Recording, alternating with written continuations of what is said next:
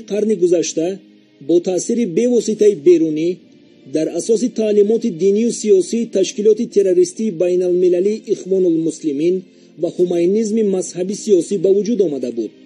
راهبریت آن از آغاز تأسیس این حزب مقصد داشتند ساخت دولتداری ملی در تاجیکستان را از بین برند و به جای آن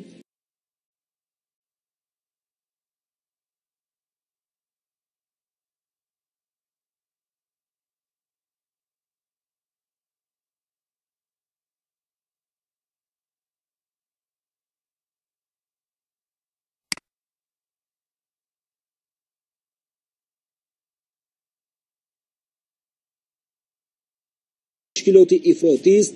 راهبر آن محیدین کبیری چی خیانت به دولت و ملت تاجیک کرده است و با دستگیری مالیوی خواجگان خارجی خود بر سر مردم تاجیک چی بدبختی ها را آوردن است. من با تمام مسئولیت به مردم شریف تاجیکستان مراجعت میکنم که از همین سالهای 1992 سر کرده در تمام بدبختی های ملت، چی در سال جنگ، چی بعدی اینجا رسیدن سال و چی بعد در این بعدها در سال 2015 کوشش‌های تبادلات، اینقدر قتل و کشتار آدمان بزرگ، عالمان و دیگرها 100% حزب نهضت اسلامی دست دارد.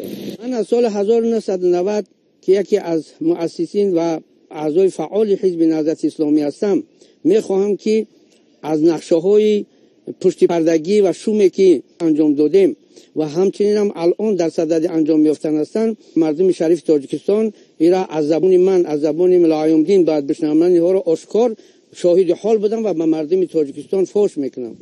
قهرمان نوار نفر است که سال 2018 اختیاراً صف تشکیلات تروریستی اکستریمیستی حزب نهضت اسلامی را ترک نموده به وطن برگشته است و در مصاحبه‌های خود از باب خیانتکاری‌های نهضتی‌ها علیه دولت و ملت خویش حرف میزند.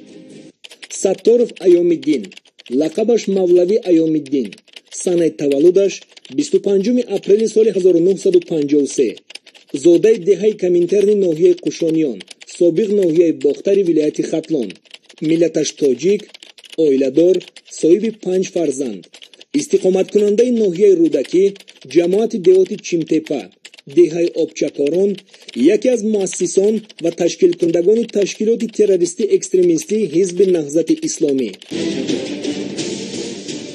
قریب 40 سال در پهلوی سید عبدالله نوری و داملا همت‌زاده که مؤسسان رهبران این حزب نهضت اسلامی بودند همراه آنها بودم، ولی امروز با اعتراض جدی اعلان میکنم که من دیگه از این گروه نیستم و الان سبب‌های از این حزب، از این تشکیلات دست کشیدنم را یک به یک بیان میکنم. اول اینکه راهبر امروزه حزب نهضت اسلامی محیدین کبیری تمام آیین‌نامه برنامه‌ای را که حزب داشت پامال کرد. در اطراف خود جوانان به سواد و به اعتقاد را که آنها در زیر تعلیمات شیعگی جمهوری اسلامی ایران تربیت یافته بودند، آنها را در اطراف خود جمع کرد. این اولین اعتراض من است. دوم اعتراض من همین است که محیدین کبیری اصلا شخصیتی مذهبی نیست، یعنی مقصد او احیای مذهب و خدمت کردن به اسلام نیست، مقصد او یک انسان تاجر است و برای به هم مقصدهای خود رسیدن، به مقصد تجاری خود رسیدن، همین حزب را وسیله، یعنی یک زینه‌پایه برای خود ترتیب داد و میخواست که با واسطه همین نام حزب بیرق اسلام به هم مقصدهای تجاری خود برسد. میلیون دلار جمع کرد، بازارها ساخت، قصرها ساخت، ماشین‌های قیمت با خرید و این روزم که باشد در خارج رفته است، در تمام مثال همون اطراف ترکیه و در اروپا و در همه خانه‌های شخصی خودش داره، ماشین‌های خودش داره، یعنی زندگی خودش تشکیل کرد و این هم علاکه من این چیزها را دیدم و به خلاصه آمدم که این آدم مذهبی نیست و مقصدهای خاصی خودش داره. راهبر کنونی تشکیلات تروریستی اکستریمیستی حزب نهضت اسلامی محیدین کبیری که از آوان جوانی تحت تاثیر روحانیان افراطی نهضتی قرار داشت، در ابتدای سالهای 90 همچون اعضای فعال حزب فعالیت میکرد. او در خارج کشور تعلیمات ایدئولوژی رویه‌های تندگرای دینی را گرفته پیرو مکتب اکستریمیستی سیاسی گردیده است. محیدین کبیری که الان خودش را راهبر حزب نهضت اسلامی میشمارد، حزب را به یک حزب شیعه‌گرا تبدیل کرد. اکثریت کسانی که در اونجا کار میکردن رویه شیعه‌گرایی داشتن. ما وقتی که همراه سابقه داری نهضت داملا استاد نوید، داملا عبدالحی و داملا عبدالرحیم که میشتیم صحبت میکردیم، همین خیلی بخد یک گله میکردیم که این جوان این محیدین کبیری که امروز خشر رهبری حزب مثلا که کرده است، این از کجا اومد؟ یک آدم تصادفی، واقعا هم یک آدم تصادفی بود، هیچ کسی را نمیشناخت در حزب. از کجا اومد؟ شاید یگان جاسوس یگان دولت باشد یا ممکن جاسوس ایران باشد. گفتم خیلی با خودمان گله میکردیم. و امروز من قرض ایمانی اسلامی خود میشمارم که مردم شریف تاجیکستان را از خطرهای جدی حزب نهضت که رهبر محیدین کبیری است و از نقشه های شوم خدمات جمهوری اسلامی ایران آگاه کنم که آنها در دل چی نقشه های بدی نسبت مردم ما و خاک سرزمین ما دارند. محیدین کبیری وقتی که در دست نهضتی ها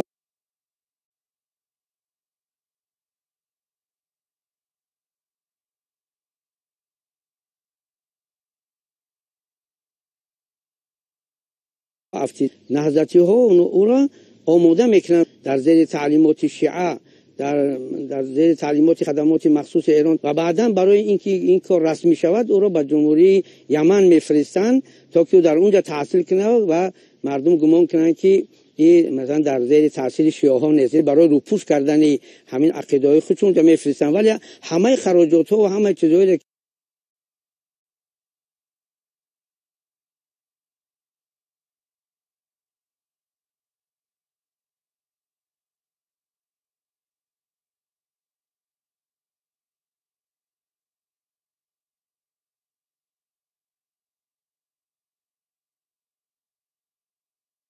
که در اونجا خراجات میکرد زیر مثلا که پوشش کمک های مالی جمهوری اسلامی ایران در اونجا بود.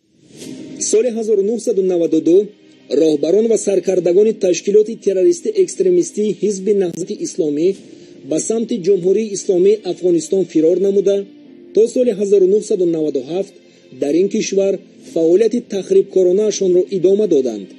هنگامی در خاک افغانستان قرار داشتند قنات جنگی خود را با نام جماعت انصارالله تشکیل نموده جوانان تاجیک را در پایگاه‌های نظامی مشق و تعلیمات دینی می‌دادند. اما نهضتی‌ها چگونه فعالیت می‌کردند و سرچشمه دستگیری‌های مالیوی آنها از کجا بود؟ این همه را ستارف ایام‌الدین که شاهد حقیقت حال بود به زبان می‌آورد.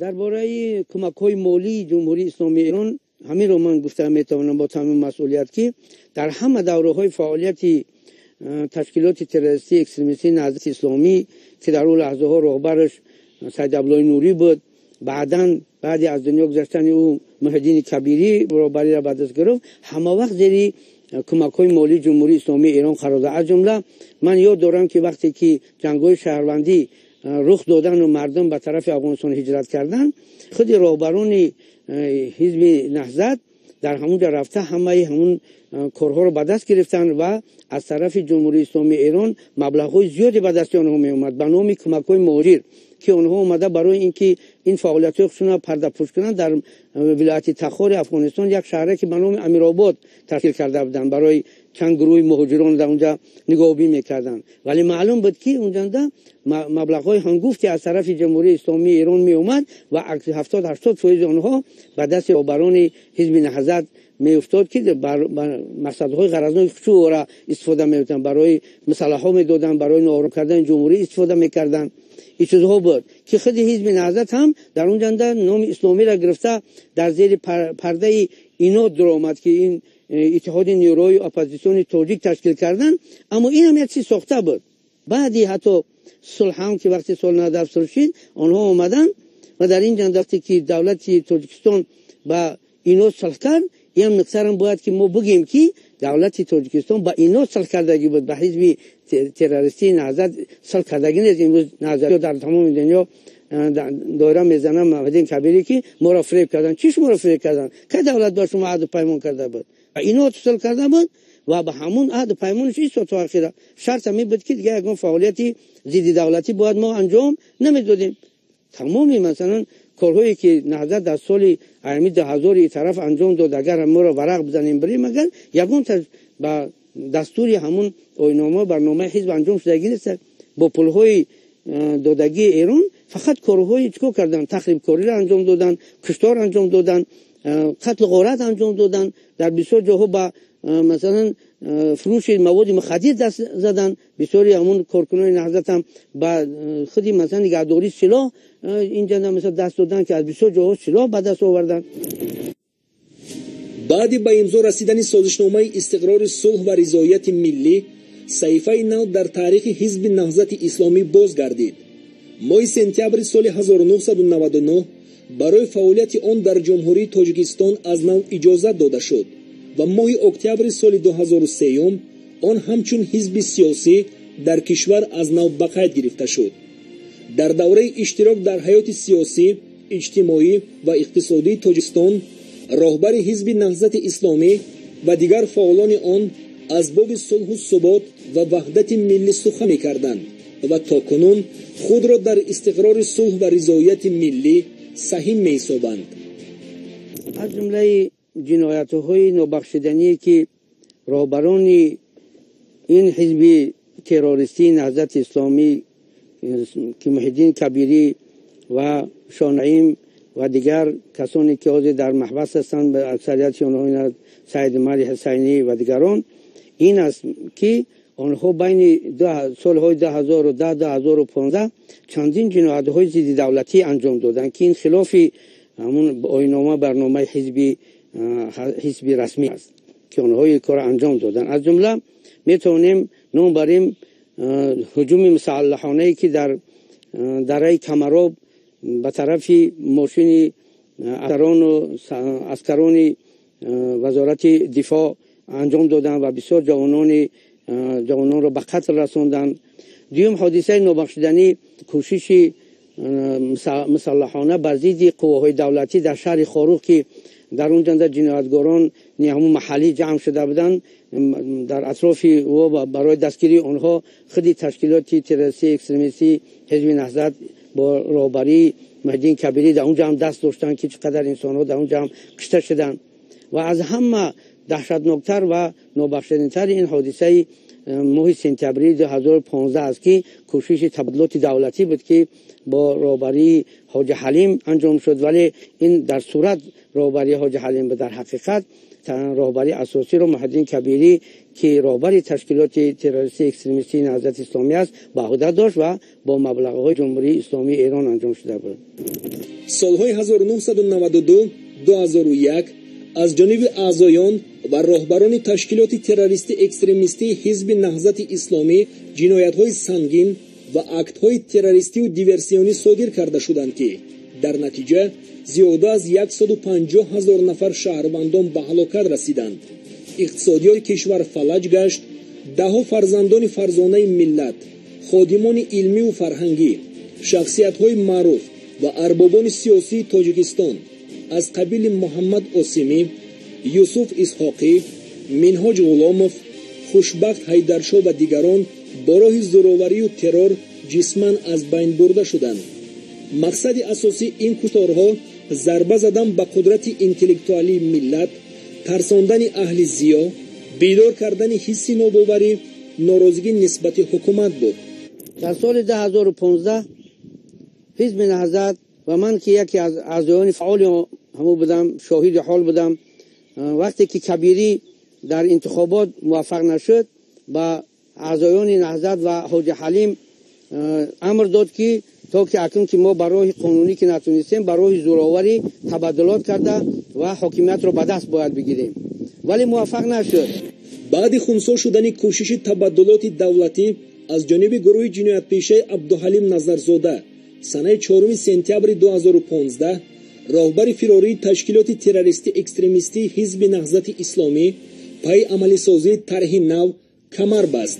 باز وقتی که به خارج گرفتیم رفتیم، در اونجا هم برای جلب کردن جوانان مشغول شدیم و اونها را جمع کردیم و به دست اونها سلاح دادیم و با واسطه همین جوانان میخواستیم که باز در تاجیکستان ناآرامی بسازیم و نقشه های شومی دولت ایران که در تحت نقاب دوستی دعوا میکنه که من دوست تاجیکستان هستم، می‌خواستیم که نقشه‌های او را در تاجیکستان عملی کنیم.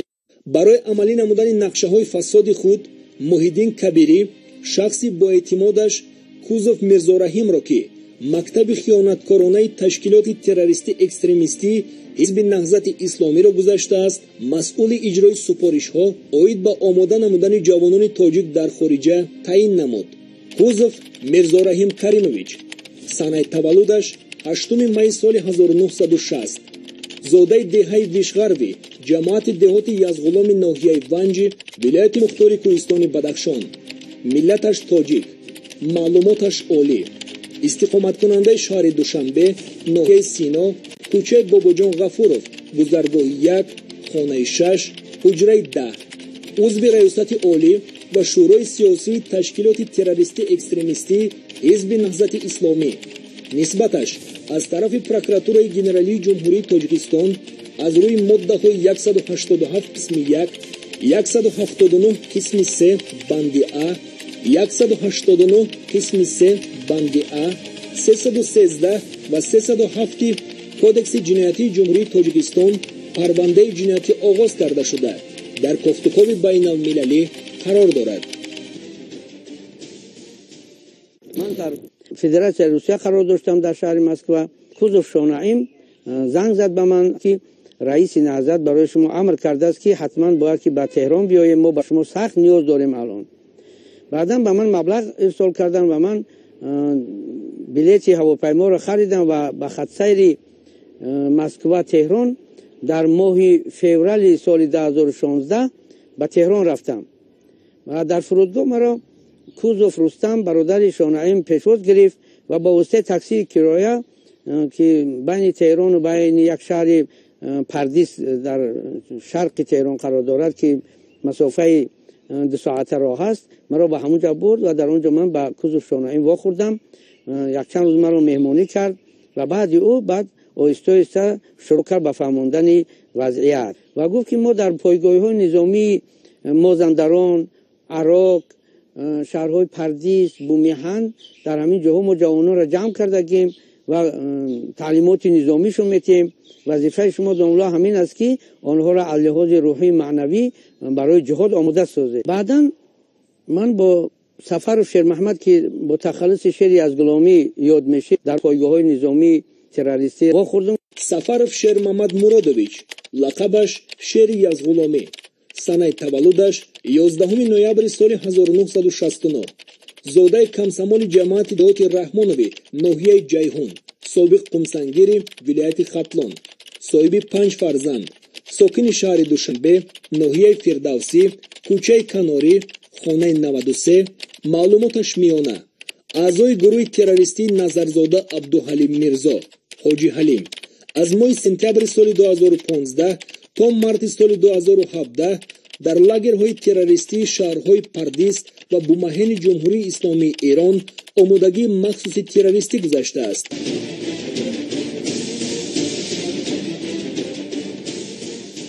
بعدی که ما رفتم در اونجا چند تعلیم دادیم او با همراهی 7 نفر از همون گروه ها با فرمان خدمات امنیتی ایران با افغانستان انتقال داده شد که در اونجا رفته پایگاه‌های نظامی خودش را در اونجا مستقر کند و با واسطه طالبان و دیگر گروه‌های تروریستی که در اونجا جمع شدگان با آنها علاقه برقرار کند و آماده شود تا که بعداً دیگر قواها برسند و او داخل تاجیکستان بره و تاجیکستان رو ناآرام کنه.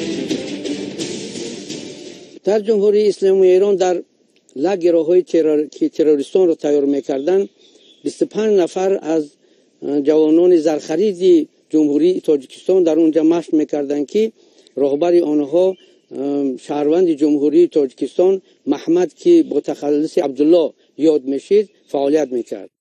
جوانانی که از طرف کبیری و تشکیلات تروریستی اکستریمیستی حزب نهضت اسلامی در پایگاه‌های نظامی بومیهن، پردیس و مازندران و عراق در اونها گرد آورده شده بودند با یک نظام شدید در نظامی در اونجا مشق میکردن که وقتی که لفظ خمپاره میگفتن خواه او باران بود لای بود چی بود باید که انسان خودش به زمین میپرتافتی باید که سرت پناه میکردی. این لفظ خمپاره معناش مینیمیوتا میگن و همچنین هم شکل خورد و خوراک و خواب و تمامش با یک نظام شدید بود. نظام شدیدی که میگفتن که این نظام آمریکایی است و از طرف خدمات مخصوص ایران گاگو فیلم های آمریکایی را می آوردن، فیلم هایی که چگونه هجوم میکنن، چگونه شهرها را ناآرام میکنن، همه را نشون میدادن و به مردم ترغیب میکردن که شما وقتی که تاجیکستان رفته الان خیلی باید عمل کنی، باید به هیچ کس رحم کردن در کار نیست.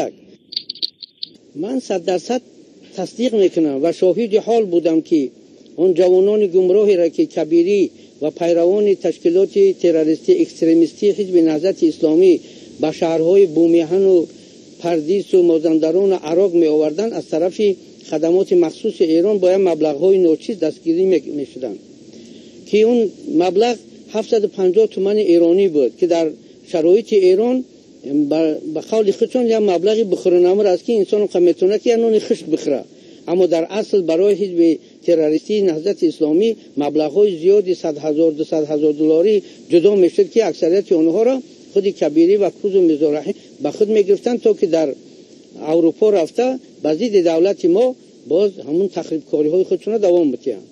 سال 2016 تا سال 2017 در ایران قرار داشتم، شاهد حال بودم که مقامات امنیت ایران شدیداً مقامات سپاه پاسداران را زیر تنقید شدید قرار میدادند برای اینکه میلیون ها دلار را شما گرفته با همراهی نهضت در اونجا صرف کرده و به یگان نتیجه نرسیده. همچنین کبیری را هم چندین بار در محاکمه کشیدن که شما باید جواب بدید که برای چی که ما شما را همچنین حزب خودمون میدونیم، شما حزب الله ایران هستی، برای چی قدر مبلغ ها را گرفته و رفته برای خودتون ماشین گرانبها خریده، این قدر ثروت جمع کرده، بازار ساخته، برای خودتون صرف کرده و یگان نتیجه دلخواه یگان نقشه ما در اونجا عملی نشد. باید شما جواب بدید. باید از سال 2016 تا سال 2017 که من در جمهوری اسلامی ایران قرار داشتم برای انجام مسئولیت هایی که از طرف راهبران نهضت اسلامی از جمله محیدین کبیری که در اونجا برای من سپارش شده بود، من یک چیزهایی را درک کردم در اونجا که پیشتر گمونم دیگر بود. گمان میکردم که این کمک‌هایی را که جمهوری اسلامی ایران در طول سالها میشنیدیم که با نهضتی انجام میده، چی در پیش از جنگ شهروندی چی بعد، ما گمان میکردیم که یک مثلا کارهای خیریوی و یک جوانمردی و مسلمانی است که یک مسلمان به یک مسلمان دیگه انجام میده. اما در اونجا از زبان همون نمایندگان خدمات مخصوص ایران که وقتی که به پیش ما اومدن، از یتش محمد یتش عباس نام داشت، در یک حالتی که بحث شدید را بین جوانان تاجیک که اونها طلب کردن که ما اینجا اومدیم از طرف نهضتی ها ما را محیدین کبیری آورده است، ما را مثلا که ما هدفهای خود نداریم، ما مثلا میخوایم که پی هدفهای خود ما بریم. اونها گفتن که نه، شما چه فراموش کنید، شما آدمان نهضت اسلامی نیست، شما نفرهای جمهوری اسلامی ایرانی که با پول و با ثروت‌های ایران شما را تربیت کردگیان که برای اون ما اینقدر مبلغ‌های زیاد صرف می‌کردیم که شما هدف‌های ما را در اونجا پیاده کنید، اما شما نتونستید، شما همه اون نقشه‌های ما را برباد دادید. امروز برای جبران او کارها اکنون باید شما زیادتر زحمت کشید، زیادتر باید کوشش انجام بدید که او کارهای پیشینه را ما باید جبران کنیم. همین چیزها را مثلا اسکار که بیان کردم، بعد من به خلاصه اومدم که ببین که در سعی کوسن این کوسر دست یا کارهای برای خدا برای خاطر خدا نبوده است، اینجا به خاطر گویا که همون نفرایی که در اونجا بودن اونها گویا زرخریدا بودن، همچون زرخرید با اونها معامله میکرد که خیلی علم‌آور بود. این چنین دو نماینده خدمات امنیت جمهوری اسلامی ایران که قبلا نامش ذکر کردیم که یکی محمد و یکی عباس نام داشت، با ما که در اون وقت به صفت راهبر در اونجا بودیم خطاب کردن، میگفتن که ما که اینقدر مبلغ‌های زیاد صرف کردیم برای اون بود که شما بیشتر جوانان را از تاجیکستان به ایران بیارید و در اینجا اونها مذهب شیعه را قبول کنن و اونها در گروه‌های نظامی تعلیم بگیرن برای انجام وظایفی که در نزد اونها گذاشته میشه، ولی شما همین را نتونستید کرده، چون ما را طعنه میکردن. من به تمامی تشکیلات‌های با نفوذ بین المللی و جامعه جهانی خطاب کرده میگویم که برای شما چی دلیل لازم است از اینکه این حزب تروریستی نهضت اسلامی در جمهوری اسلامی ایران پایگاه‌های نظامی ندارد. من که شاهد حال هستم، این چیزها رو با چشم خود دیدم، در اونجا حضور داشتم، با همراهی اون تروریستان در اونجا بودم، این چیزها رو تصدیق میکنم. برای تصدیق کردن این کارها هیچ کس مرا مجبور نکرده است و من 100% به شما آشکار میگم که این حزب تروریستی از طرف خدمات مخصوص ایران با مبلغ‌های زیاد دستگیری میشد و پیشترم و حاضرم و همون جنایت‌هایی که این تشکیلات تروریستی اکستریمیستی حزب نهضت اسلامی در تاجیکستان در ماه سپتامبر سال 2015 انجام داد 100% با دستگیری جمهوری اسلامی ایران انجام شده است و الان هم این کار دوام داره و الان هم با پلهای ایران این کبیری و دیگر پیروان او که این تشکیلات تروریستی اکستریمیستی حزب نهضت اسلامی میباشند حال هم در جمهوری اسلامی ایران همین خیلی پایگاه نظامی را دارند و جوانان گمراه در اونجا بازدید دولت حکومت ما آماده کرده ایستادند. امروزها فعالیت تشکیلات تروریستی اکستریمیستی حزب نهضت اسلامی با راهبری محی‌الدین کبیری در کشورهای غربی خود را جبردیده سیاسی و نمایندگان قوه‌های دموکراتی معرفی کرده با فریب و نیرنگ از این کشورها و تشکیلات‌های بین‌المللی $100,000 کمک می‌گیرند. این حقیقت ثابت می‌سازد که بعضی کشورها و تشکیلات‌های بین‌المللی نیز آگاهانه یا ناآگاهانه تروریسم و اکستریمیسم را مبلغ گذاری می‌کنند. بعد اشتراک کردن در همون گروه‌های تروریستی و مشق کردن در همون پایگاه‌های نظامی من شخصا خودم را در ماه سپتامبر سال 2017 به ورشو دعوت کردم و من شخصا در همون یک کنفرانسی که خود کبیر حضور داشت اشتراک کردم. در همون جنده به همون باقی مانده‌های اعضاها و مهمونان وعده میداد که ما سال 2020 با گردن بلند با کمک تشکیلات‌های بین‌المللی با گشت به تاجیکستان میریم و در اونجا در همون انتخابات اشتراک میکنیم. اگر به شرطی که حکومت تاجیکستان راضی نشود ما از گروه‌های نظامی من کار میگیریم، از گروه‌هایی که ما آماده کردگیم در افغانستان در دیگر. نواری که پیشنهاد شد حقیقت است از روزگار یک شخص واقعی، شخصی که در دوام عمر شب و فراز زیاد را دیده است. قسمت زیادی عمرش را توأم با فعالیت حزب نهضت اسلامی پس سر کرده است. امروز کسی او را مجبور نکرده است، اما اسرار زیادی را از بازی‌های پس پردگی این حزب تروریستی افشا ساخت. اندیشه او را وادار نمود که اگر راه این تشکیلات تروریستی و خواجگان خارجیش گرفته نشود باز بدبختی‌های زیادی را بر سر جوانان فریب خورده و ملت تاجیک می‌آورند. این عقیده ساخته خیال نبوده بلکه حقیقت حال است که ما همه مردم تاجیکستان آن را در اول سالهای 90 از سر گذراندیم و می‌دانیم که بیگانه پرستی تا کجا می‌برد، گرسنگی و ناامنی چیست و خیانتکار کیست.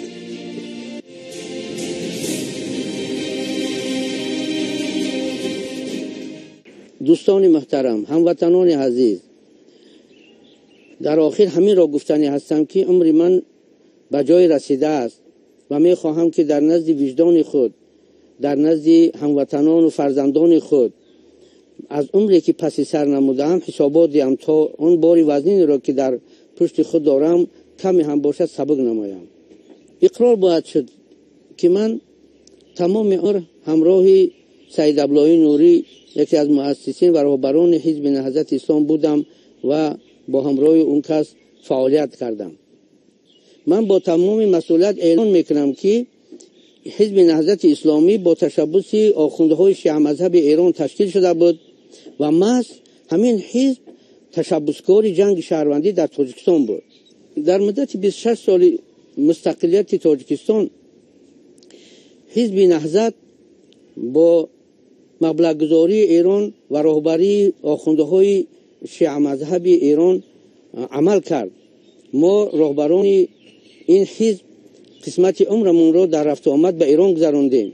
من شاهد آنم که ما رهبران حزب نهضت با میلیون‌ها دلار جمهوری اسلامی ایران برای خود زواد و فابریکاها ساختیم و برای خود زندگی آسوده ترتیب دادیم، ولیکن برای جمهوری خودمان، برای جمهوری تاجیکستان یک ناتنجی و ناآرامی را آوردیم.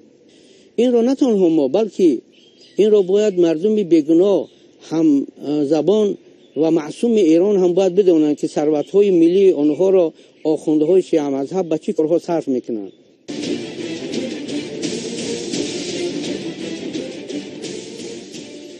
امروز رهبران این حزب تروریستی و پشتیبانان آنها جمهوری اسلامی ایران ادعا دارند که تاجیکستان برای جنایتکاری و تروریست بودن این حزب یگان دلیل ندارد.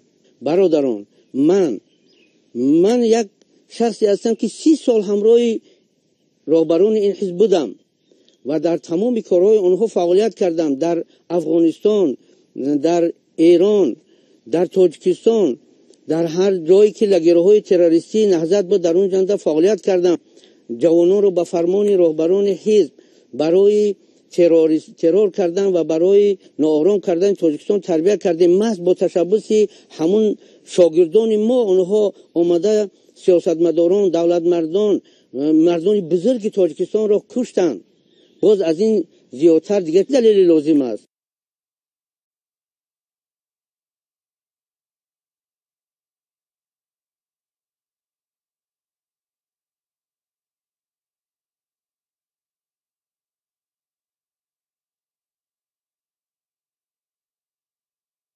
این رو من اقرار میکنم، کسی که این چیزا رو به چشم خود دیده. محض همین شاگردانی که ما در همونجا تربیت کردیم اومده در همین تاجیکستان تاجیکچی کردن. کس ما رو برای گفتن این سخنها مجبور نکرده است. من آشکار و بی پرده گم میزنم تا که همون کارهایی را که پیشتر در حق ملت خود، در حق دولت خود کردید دویم باره نکنید. یک بار تاجیکستان رو سوریه کردید، بار دیگر اون رو نکنید. ای راهبران حزب نهضت اسلامی، امروز ببینید که من در آزادی هستم. من آزاد زندگی دارم، کسی بالای من فشار و تعقیب ندارد. همراه زن و فرزندانم آسوده هستیم. از تمام خدمت‌های معیشی که در این سرزمین گلگلشکوفان هست من استفاده میبرم. در هوای پاکیزه اون نفس میکشم، زندگی میکنم. اگر باوری ندارید بیایید ببینید، نماینده خودتون رو بفرستید بیاید ببیند. در مدت این 26 سالی استقلالت تاجیکستان هر یک جنایتی که در این تاجیکستان رخ داده است با نقشه خارجیان و به دستی همین حزب تروریستی انجام شده است. شخصا من در کارهای تروریستی اشتراک نکردم، دستی من خونالود نیست، اما من افسوس میخورم که من از جمله مبلغین و ترغیبگران این حزب خوناشان بودم. نیرنگ‌های این حزب حالا در پیش است. آنها نیت‌های بد دارند. تا مادامی که این حزب خائن وجود دارد، جمهوری اسلامی ایران به دست راهبران این حزب نقشه های بد خودشون برای ناآرام کردن تاجیکستان با هر نام، با هر شعار، با هر شکل استفاده میکنن. جوانان تاجیکستان باید که فریفته این حزب خائن نشوند و دویم باره در دام این حزب خائن نافتند. من خطاهای خودم را هرگز نمیبخشم، ولی از فرزندان و مردم شریف تاجیکستان هزاران بار عذر میپرسم. ما خطا کردیم، عمر خود را با همراهی این حزب نهضت بیهوده صرف کردیم، خیانت کردیم، گمراه شدیم، ولی خطای زندگی چشم مرا گشوده کرد و من به خطای خود پی بردم. حقیقت تلخ است ولی باید آن را اقرار کرد. صفت جوانمردی هم همین است که انسان به خطا خود باید اقرار کند. و من میخواهم که ما که خطا کردیم در آینده دیگران خطا نکنند و به این سرزمین، به این خاک و به این آرامی کشور دیگر باره خلل وارد نکنند.